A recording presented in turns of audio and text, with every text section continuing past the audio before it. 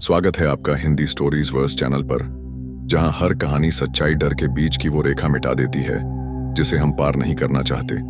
चलिए शुरू करते हैं इस कहानी को। सन 1988 का अक्टूबर महीना था। उत्तराखंड की पहाड़ियों में ठंडी हवा और कोहरे का जाल हर ओर फैला था। पहाड़ों के बीच बसा छोटा सा गांव गिरिपथ अपनी पुरानी कहानियों, रहस्यमयी जंगलों और एक वीरान हवेली के लिए काफी मशहूर था। मगर कोई भी बाहरी इंसान उस हवेली के पास नहीं जाता था। स्थानीय लोग कहते थे कि वहां कोई चीज रहती है, कोई आत्मा, कोई पिशाच या शायद कुछ और, जिसे समझना इंसानों के बस से बाहर है। शहर के मशहूर डॉक्यूमेंट्री फिल्म निर्माता विवेक चौहान को जब गिरिपथ हवेली के रहस्य के बारे में पता चला तो उसमें एक अलग ही आकर्षण जागा। वो लोगों को डर की असलियत दिखाने के लिए एक डॉक्यूमेंट्री बनाना चाहता था। उसे भूत प्रेत में विश्वास नहीं था। भूत प्रेत सिर्फ कमजोर दिमाग का वहम होते हैं, वो अक्सर अपने दोस्तों से कहा करता था। विवेक अपने दो साथियों के साथ गिरिपथ की ओर निकल पड़ा। राहुल, उसका कैमरामैन, और मेघना, उसकी रिसर्च पार्टनर। दिल्ली से ट्रेन द्वारा वे तीनों पहले देहरादून पहुंचे और वहां से लोकल जीप में बैठकर पहाड़ी रास्तों से गुजरते हुए गिरिपथ की ओर चल पड़े। रास्ता बेहद खतरनाक था। एक ओर गहरी खाई और दूसरी ओर जंगल। सूरज ढल चुका था और कोहरा धीरे धीरे चढ़ रहा था। जीप वाला बोला, साहब, हवेली का रास्ता मैं रात को नहीं जाता। वहां अजीब अजीब आवाजें आती हैं और कई बार तो लोग गायब भी हो जाते हैं। विवेक ने हंसते हुए कहा, डरने की बात नहीं है, हम वहां एक रात के लिए जा रहे हैं। डॉक्यूमेंट्री शूट करनी है बस। जीप वाले ने गहरी सांस ली, फिर बोला, जैसी आपकी मर्जी, मगर याद रखिए, हवेली का दरवाजा अगर रात को अपने आप खुले तो वापस मुड़ने का रास्ता नहीं मिलेगा। लगभग 9 बजे रात को वे गिरिपथ पहुंचे। गांव एकदम शांत था। कहीं कहीं जंग लगे लालटेन जल रहे थे, जिनकी पीली रोशनी धुंध में गुम हो रही थी। गांव वालों ने उन्हें देखा, मगर कोई उनसे बात करने नहीं आया। एक बुजुर्ग औरत उनके पास आई और धीरे से बोली, मत जाओ वहां जो गया वापस नहीं आया। विवेक ने उसे धन्यवाद कहा और आगे बढ़ गया। कुछ ही दूर पर पहाड़ की ढलान पर एक पुरानी काली और टूटी फूटी हवेली खड़ी थी, राजगढ़ हवेली। इसके बारे में कहा जाता था कि 1857 के आसपास ये हवेली बनी थी और इसके अंतिम मालिक ने खुद को हवेली की तीसरी मंजिल से कूद कर मार डाला था। तब से वो हवेली बंद थी, मगर रात के अंधेरे में अक्सर वहां से किसी महिला की चीख सुनाई देती थी। हवेली के बड़े लोहे के दरवाजे पर मोटा ताला लगा था, जिसे विवेक ने तोड़ने के लिए औजार साथ लाए थे। कोई पुलिस यहां नहीं आने वाली, डर किस बात का, उसने कहा और ताले को काट डाला। जैसे ही दरवाजा खुला, एक अजीब सी ठंडी हवा बाहर निकली। ऐसा लगा जैसे अंदर से कोई सदियों पुराना डर बाहर आ रहा हो। राहुल ने कैमरा चालू किया और मेघना ने नोट्स बनाना शुरू किया। हवेली के अंदर घुसते ही उन्हें सड़े हुए मांस की गंध आई। दीवारें फटी हुई थीं, फर्श पर काई जमी थी और हर ओर मकड़ी के जाले थे। लेकिन जो सबसे डरावनी चीज थी वो था एक बड़ा पुराना शीशा, जिसमें उनका प्रतिबिंब कुछ अजीब रूप में दिख रहा था। मेघना बोली, विवेक, ये शीशा, इसमें मेरी आंखें काली क्यों दिख रही हैं? विवेक हंसा, ये पुराना शीशा है, रिफ्लेक्शन बिगड़ा हुआ होगा। मगर उस रात जब तीनों ने हवेली के ग्राउंड फ्लोर पर अपने कैमरे लगाए और रिकॉर्डिंग शुरू की, तभी अचानक तीसरी मंजिल से एक महिला की चीख सुनाई दी, इतनी तेज और दर्दनाक जैसे किसी की जान जा रही हो। राहुल का कैमरा अपने आप ऑन होकर ऊपर की ओर घूम गया। विवेक चौंक गया। कोई है वहां? उसने जोर से पुकारा, मगर जवाब में सिर्फ खामोशी आई। और तभी हवेली का दरवाजा खुद ब खुद बंद हो गया, जोर की आवाज के साथ। दरवाजा इतनी जोर से बंद हुआ कि हवेली की पुरानी दीवारें कांप उठीं। लोहे की चिटकनी अपने आप सरक गई और एक गूंजदार आवाज पूरे हॉल में फैल गई, जैसे किसी ने कान में चीख मार दी हो। मेघना की चीख निकल गई, विवेक, ये क्या था? विवेक दरवाजे की ओर भागा, उसे धक्का दिया, लेकिन वो जैसे किसी अदृश्य ताकत से जड़ हो चुका था। राहुल, देखो, कहीं पीछे से कुछ है क्या? राहुल टॉर्च लेकर पीछे गया, पर कुछ नहीं दिखा। सिर्फ दीमक खाई लकड़ी, फटी हुई छत और कोनों में अंधकार की परतें। तभी मेघना ने धीमे स्वर में कहा, विवेक, दीवार पर कुछ लिखा है। तीनों ने मिलकर दीवार पर पड़ी दरारों के पास देखा। धूल झाड़ी गई तो एक लाल रंग से लिखी इबारत दिखी, जो अंदर आए वो वापस न जाए। ये इबारत किसी ताजे खून से लिखी मालूम होती थी। विवेक का माथा पसीने से भीग गया, लेकिन उसने हिम्मत दिखाई। ये किसी गांव वाले की डराने की चाल हो सकती है। हमें यहाँ की सच्चाई रिकॉर्ड करनी है, डरना नहीं है।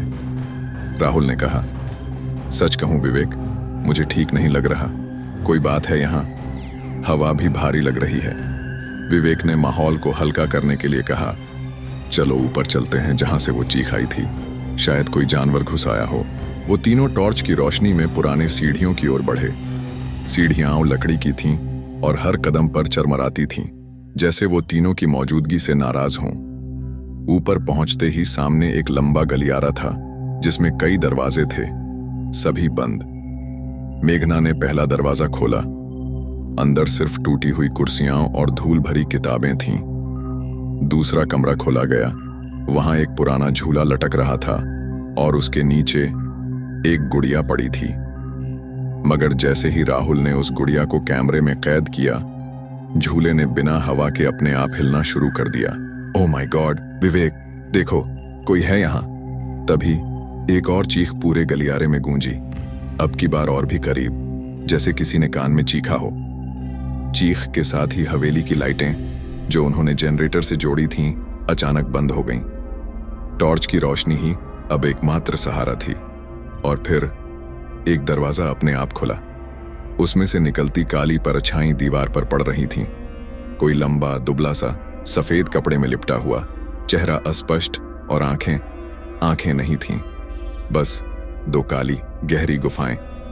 विवेक ने हिम्मत करके पूछा, कौन है आप? कोई जवाब नहीं आया, सिर्फ एक सरसराहट, जैसे कोई रेंगता हुआ उनके पास आ रहा हो। मेघना ने कांपती आवाज में कहा, वो हमारे पास आ रहा है विवेक, वो चीज हमारे पास आ रही है। राहुल ने कैमरा उसी पर फोकस किया, मगर कैमरे की स्क्रीन पर जो दिखा, उसने उसकी चीख निकाल दी। स्क्रीन पर वो परछाई नहीं थी, बल्कि एक बुरी तरह जली हुई औरत का चेहरा था, जिसकी आंखों से खून बह रहा था और होंठों पर जलते हुए कोयले जैसे निशान थे। वो स्क्रीन से निकलकर जैसे सीधे राहुल की आंखों में घुस गई। राहुल जोर से चिल्लाया और अचानक उसकी नाक से खून बहने लगा। मैं कुछ नहीं देख पा रहा, मेरी आंखों में जलन हो रही है। विवेक ने उसे पकड़कर नीचे बैठाया और उसके माथे पर पानी छिड़का। राहुल, होश में आओ। तभी मेघना ने घबराई हुई आवाज में कहा, वो दरवाजे में खड़ी है, देखो, हिल भी नहीं रही, बस देख रही है। वो परछाई अब दरवाजे के सामने थी, लेकिन उसकी परछाई उल्टी दिशा में पड़ रही थी, रोशनी के उलट। ये कोई इंसान नहीं था। और फिर अचानक दरवाजा बंद हो गया और हवेली के हर कोने से एक ही आवाज आई, तुमने मेरा वादा तोड़ा है, अब कोई नहीं बचेगा। हवेली की हवा अब और ज्यादा भारी हो गई थी। जैसे ही तीनों ने खुद को संभालना शुरू किया, एक अजीब सी ठंडक पूरे कमरे में फैल गई, इतनी कि मेघना के होंठ नीले पड़ गए। राहुल, जो अभी भी दर्द से कराह रहा था, धीरे धीरे शांत हुआ, लेकिन उसकी आंखें अब भी लाल थीं, जैसे कोई अंदर से उसे देख रहा हो। विवेक ने कांपती आवाज में कहा, हमें अब यहां से निकल जाना चाहिए। लेकिन तभी वो दीवार जिस पर चेतावनी लिखी थी, खुद ब खुद खिसकने लगी। पीछे एक संकरा रास्ता खुला, अंधेरे से भरा, और उससे आती एक सड़ी लाश जैसी गंध ने सबको अपनी जगह जमा दिया। ये अपने आप कैसे खुला? मेघना ने पूछा। राहुल थोड़ी हिम्मत जुटाकर बोला, ये मौका हो सकता है। कैमरा ऑन है, चलो देखते हैं अंदर क्या है, शायद यही हवेली के रहस्य का केंद्र हो। विवेक ने सबसे आगे टॉर्च पकड़ी और तंग सुरंग में घुस गए। जैसे जैसे वो आगे बढ़े, दीवारें और संकरी होती गईं। रास्ते में जगह जगह हाथ के निशान थे, लेकिन वो उलटे थे। किसी ने बाहर निकलने की कोशिश नहीं की थी, कोई अंदर खींचा गया था। फिर अचानक सुरंग खुली और सामने एक कमरा आ गया, गोलाकार, बिना किसी खिड़की के, और बीचों बीच एक पुरानी लोहे की तिजोरी रखी थी। उस पर लिखा था, खोलोगे तो प्रलय होगा। मेघना कांप गई। ये कोई खजाना नहीं है, ये कुछ और है। राहुल ने धीरे से कहा। हो सकता है इसी में वो आत्मा बंद हो, या फिर किसी की लाश। विवेक ने तिजोरी के पास जाकर देखा। उसमें एक घुमावदार ताला था, जैसे किसी पुराने कोड से खुलता हो। तभी कमरे की दीवारों पर अजीब सी छायाएं उभरने लगीं, जैसे किसी ने किसी और समय में यहाँ कुछ भयानक किया हो। सब कुछ बिना आवाज के घट रहा था, लेकिन तीनों को सुनाई दे रहा था। रोने की, चीखने की और जलती चमड़ी की आवाजें। एक अचानक बिजली सी चमकी और दीवार पर कुछ लिखा दिखा। तिजोरी उसी की खोले जिसने खून से सौदा किया हो। खून से सौदा? राहुल ने फुसफुसाया, और तभी विवेक के हाथ पर एक पुरानी चोट फिर से फट गई, बिना किसी वजह के। खून की बूंद जमीन पर गिरी, और जैसे ही वो बूंद तिजोरी के पास पहुंची, तिजोरी कांपने लगी और अपने आप खुल गई। वो तीनों एक साथ पीछे हटे। तिजोरी से एक धुआं सा निकला, काला, भारी और जैसे जानदार हो। वो धुआं हवा में घूमते हुए एक आकृति बनाने लगा। एक अधजली औरत, जिसकी एक आंख गायब थी और दूसरे हाथ में लोहे की जंजीरें थीं। उसकी सांसें भारी थीं, जैसे सदियों बाद किसी ने उसे जगा दिया हो। तुमने मुझे आजाद किया, अब भुगतो, उसने गुर्राते हुए कहा। वो आकृति सीधा राहुल की ओर लपकी। मेघना चीखी, राहुल हटो! लेकिन बहुत देर हो चुकी थी। धुआं राहुल में समा गया और उसकी आंखें पल भर में सफेद हो गईं। राहुल की गर्दन एक ओर झुकी और फिर उसने सीधा विवेक की ओर देखा। अब वो राहुल नहीं था, उसकी आवाज बदल गई थी। तिजोरी खोल दी, अब सब दरवाजे बंद होंगे, हमेशा के लिए। कमरा अचानक कांपने लगा, दीवारों से खून बहने लगा। तिजोरी फिर से बंद हो गई, लेकिन अब बिना ताले के। मेघना ने विवेक का हाथ पकड़ा। हमें निकलना होगा अब। विवेक ने राहुल की ओर देखा, लेकिन उसकी आंखों में अब कोई इंसानियत नहीं थी। वो भागने के लिए मुड़े, लेकिन सुरंग का रास्ता गायब हो चुका था। वे अब फंस चुके थे। कमरे में सिर्फ एक ही दरवाजा बचा था, जो दीवार के दूसरी ओर था, और उस पर लिखा था, जहां तुम जाओगे वहां से कोई लौटकर नहीं आता। सामने वो दरवाजा था, लोहे का, जंग लगा हुआ, और उस पर खून से लिखा था, जहां तुम जाओगे वहां से कोई लौटकर नहीं आता। मेघना ने कांपती आवाज में कहा, हमारे पास और कोई रास्ता नहीं बचा। विवेक, अगर यहीं खड़े रहे तो वो जो भी राहुल बन चुका है वो हमें मार देगा। विवेक ने दरवाजे की ओर देखा। दरवाजा खुद ब खुद थोड़ा सा खुल गया था, मानो किसी ने अंदर से बुलावा भेजा हो। अंदर एक गहरी अंधेरी सुरंग थी, जिसमें सिर्फ एक हल्की नीली रोशनी दूर दूर तक टिमटिमा रही थी। पीछे मुड़कर देखा तो राहुल अब भी वहीं खड़ा था। उसकी गर्दन बाईं ओर टेढ़ी, आंखें सफेद और होंठों पर एक बेजान मुस्कान।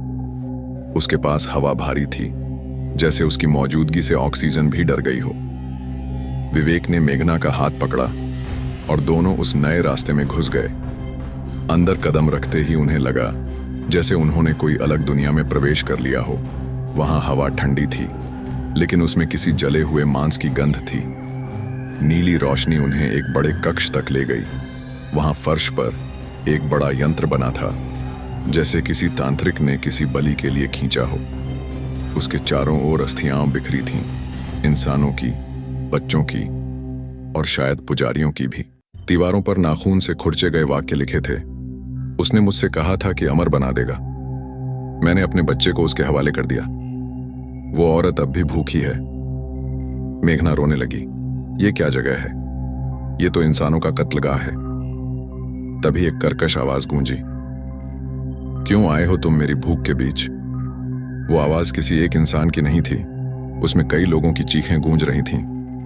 वे दोनों एक साथ मुड़े तो देखा कि उस कमरे के एक कोने में एक औरत की आकृति बैठी थी।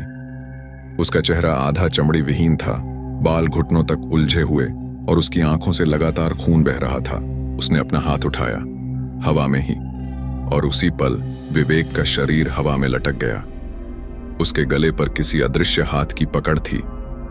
नहीं, छोड़ दो उसे, मेघना चिल्लाई और पास पड़ी एक हड्डी उठाकर आकृति की ओर फेंकी, लेकिन वो हड्डी हवा में ही झलकर राख बन गई।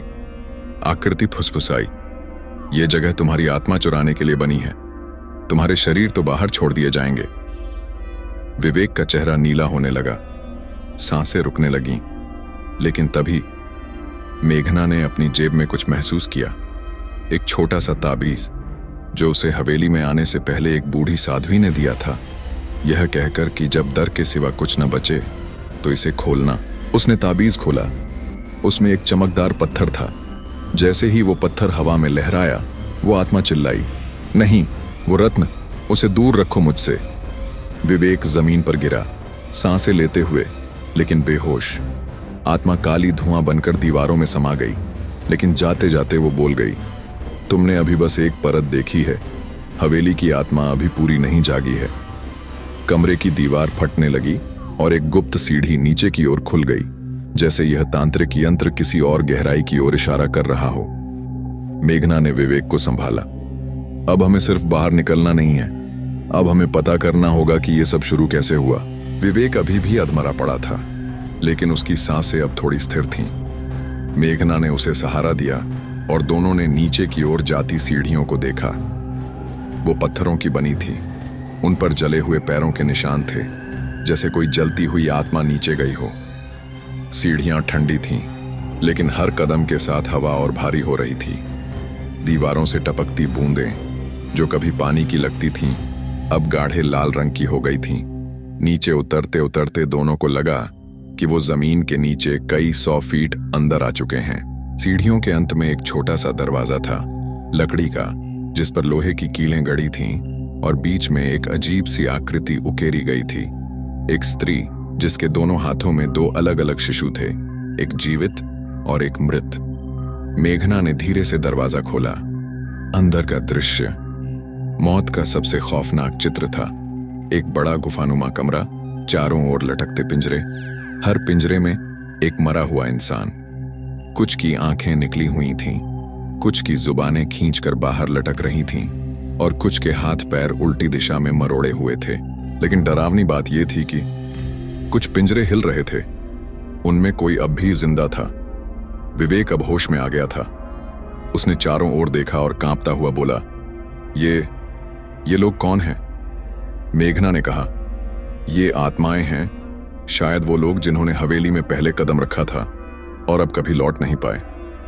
तभी एक पिंजरा जोर से हिला और उसमें कैद एक आदमी ने धीमे से कहा, मत आगे बढ़ो, वो जाग रही है। कौन? मेघना ने पूछा।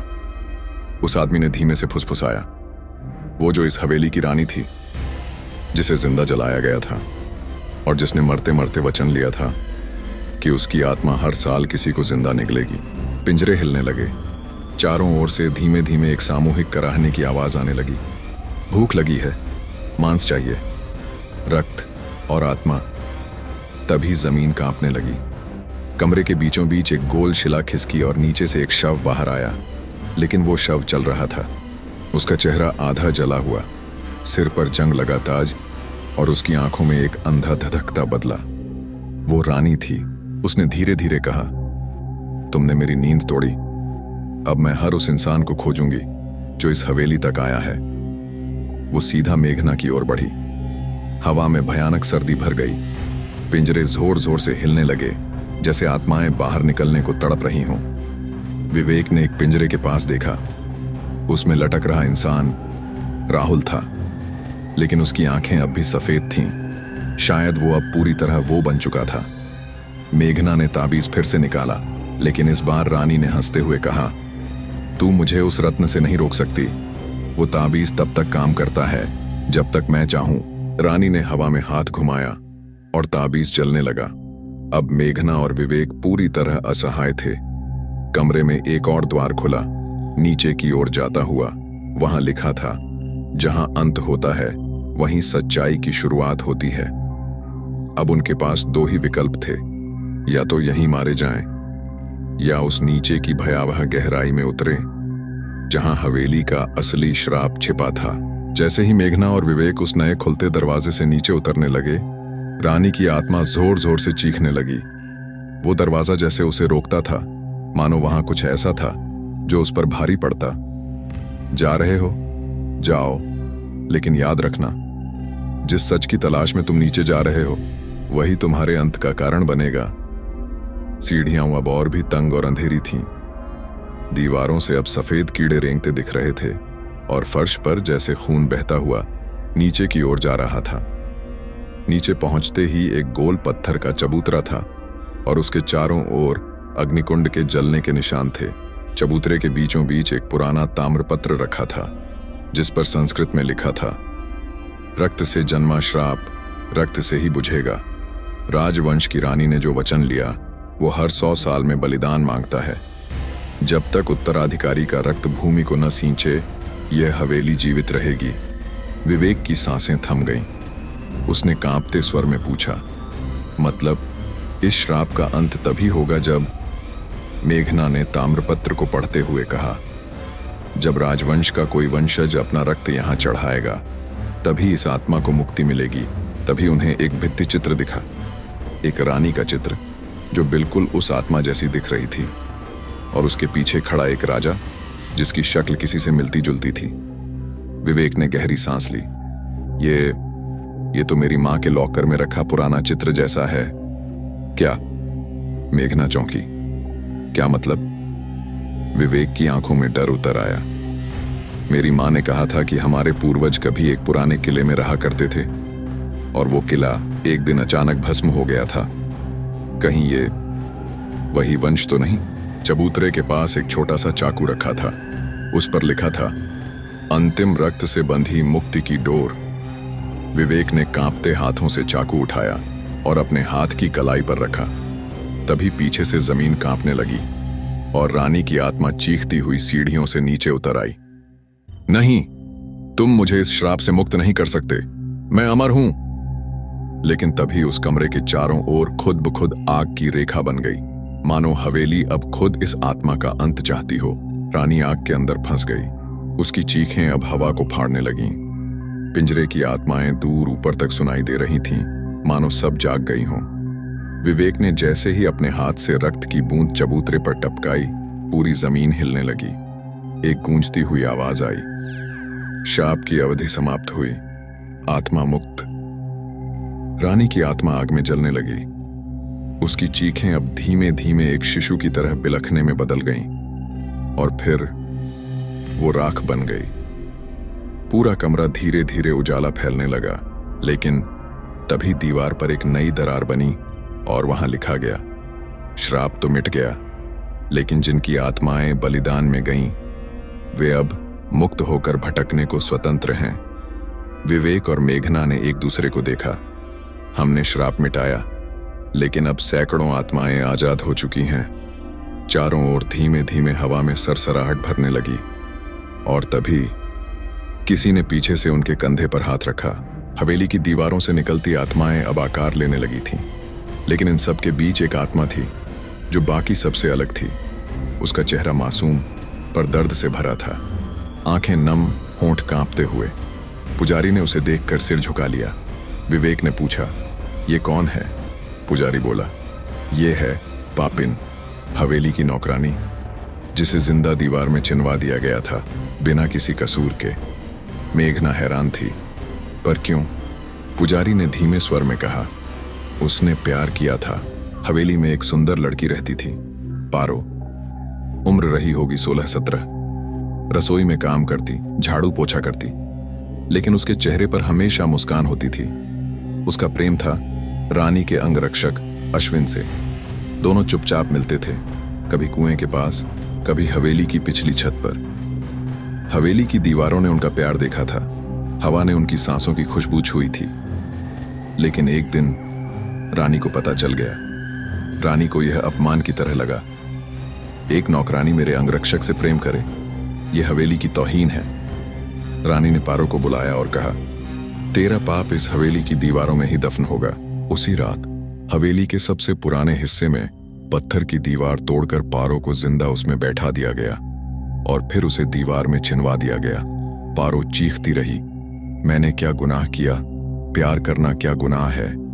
उसकी आवाज दबती चली गई और अंत में हवेली में सिर्फ सन्नाटा बचा। लोग कहते हैं जब भी हवेली में कोई प्रेम करता था, दीवारें कांपने लगती थीं, जैसे कोई औरत उन दीवारों को फिर से तोड़ना चाहती हो अपनी सिसकियों से। पारो की आत्मा अब सामने थी। वो विवेक की ओर देख रही थी। उसकी आंखों में कोई क्रोध नहीं, बस एक याचना। तुम मुझे मेरे अश्विन से मिला सकते हो? वो बोली। विवेक सन्न रह गया। पुजारी ने कहा, अगर तुम उसे अश्विन की अस्थियां ला कर दो तो उसकी आत्मा मुक्त हो सकती है। कहाँ मिलेंगी? मेघना ने पूछा। पुजारी बोला, अश्विन को रानी ने हवेली के नीचे कुएं में फेंकवा दिया था, जहां अब सिर्फ अंधेरा है और कुछ और भी। क्या? विवेक ने पूछा। पुजारी ने फुसफुसाया, एक अभिशप्त साया जो रानी का सेवक बन चुका है। वो हर उस चीज की रक्षा करता है जो रानी ने छुपाई थी। विवेक और मेघना अब उस कुएं की ओर बढ़ते हैं, हाथ में टॉर्च, दिल में डर और सामने एक ऐसी परछाई जो इंसान नहीं। क्या वो अश्विन के अवशेष तक पहुंच पाएंगे, या फिर हवेली का पहला अभिशप्त रक्षक उन्हें जिंदा नहीं लौटने देगा? हवेली के पीछे बने उस पुराने कुएं को अब सालों से किसी ने छुआ तक नहीं था। झाड़ झंखाड़ में दबा हुआ, आधा टूटा हुआ चबूतरा और उस पर सूखी पत्तियां जैसे मौत के गलीचे की तरह बिछी थीं। विवेक और मेघना टॉर्च की रोशनी में धीरे धीरे उस ओर बढ़े।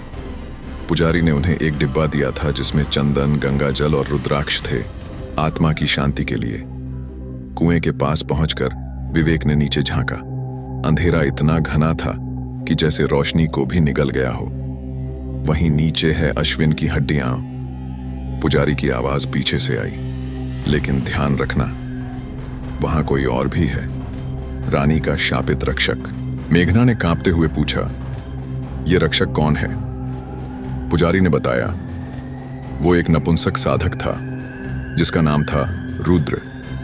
रानी ने उसे तंत्र साधना का काम सौंपा था।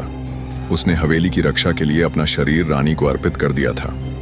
उसकी आत्मा अब भी उस कुएं के नीचे बंद है, मगर जब कोई वहां जाने की कोशिश करता है वो जाग जाता है। विवेक अंगूठी और हड्डियां लेकर वापस चढ़ा। मेघना उसकी ओर दौड़ी। मिल गई? विवेक ने धीरे से सिर हिलाया। लेकिन अब हवेली का माहौल और भी बदल गया था। फर्श हिल रहा था, छत से राख गिर रही थी। हवेली जाग गई थी और अब कोई और भी जाग गया था, रानी की आत्मा। अगर आपको ये कहानी दिलचस्प लगी, डरावनी लगी या कुछ नया महसूस हुआ हो तो चैनल को सब्सक्राइब करें। धन्यवाद आपका। फिर मिलेंगे एक नई कहानी के साथ।